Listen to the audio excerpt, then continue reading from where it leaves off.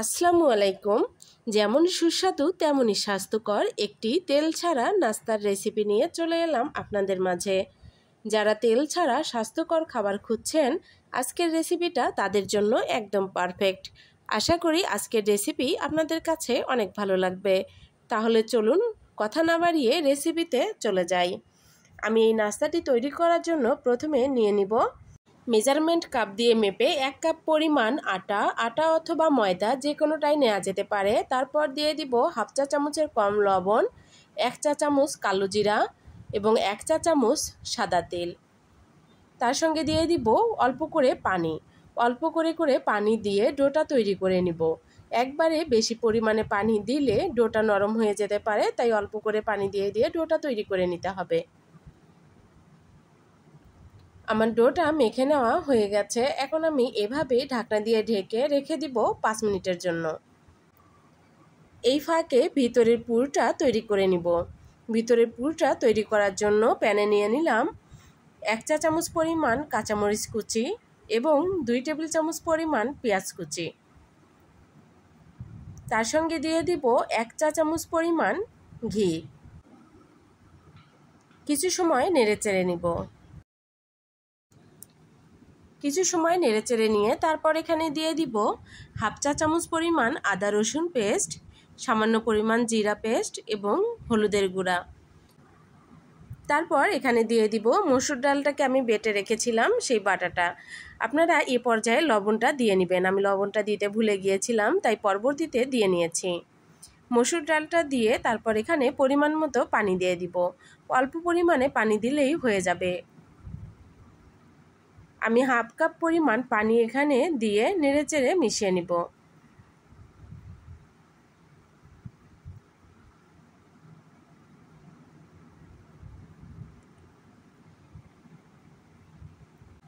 এ পর্যায়ে এসে আমার মনে হয়েছিল যে আমি লবণটা দিতে ভুলে গিয়েছি, তাই এ পর্যায়ে লবণটা দিয়ে অনবরত নেড়েচেড়ে জাল করতে থাকবো যতক্ষণ পর্যন্ত না এটা ঘন হয়ে আসে। তবে খুব বেশি ঘন করে ফেলার প্রয়োজন নেই। যদি খুব বেশি ঘন করে ফেলেন তাহলে ঠান্ডা হওয়ার পর কিন্তু অনেক বেশি শক্ত হয়ে যাবে। আমি এই অবস্থায় ঠান্ডা হওয়ার জন্য রেখে দিব। এদিকে ডোটাও খুব ভালোভাবে সেট হয়েছে। দেখুন, বেশি শক্তও হয়নি আবার নরমও হয়নি। যেহেতু তেল দেয়া নেই তাই হাতের সাথে লেগে যেতে পারে, তাই এই পর্যায়ে একটু আটা নিয়ে আমি রুটি বেলে নিব। তার আগে ছোট ছোট লিচি কেটে নিচ্ছি। আপনি যতটুকু সাইজের তৈরি করবেন নাস্তাটা ততটুকু করে নিলেই হবে। আমি একটু ছোট ছোট করে নিব, তাই আমি ছোট ছোট লিচি কেটে নিয়ে এভাবে রুটির শেপটা দিয়ে নিব।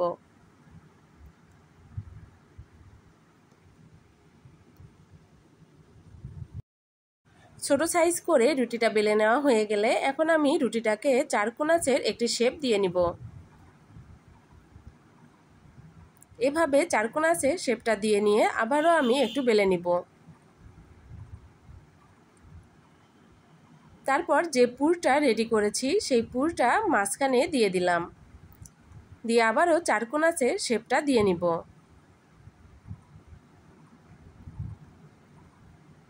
ব্যাস, আমার নাস্তাটা জাল করার জন্য তৈরি। এভাবেই আমি সবগুলো নাস্তা তৈরি করে নিব।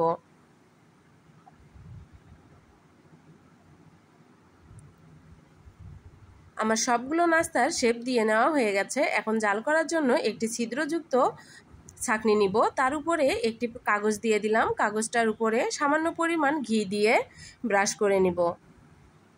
সামান্য পরিমাণ ঘি দিয়ে ব্রাশ করে নিলে নাস্তাগুলো আর লেগে যাবে না, খুব সহজেই উঠানো যাবে। এখন এর উপরে নাস্তাগুলো দিয়ে দিব।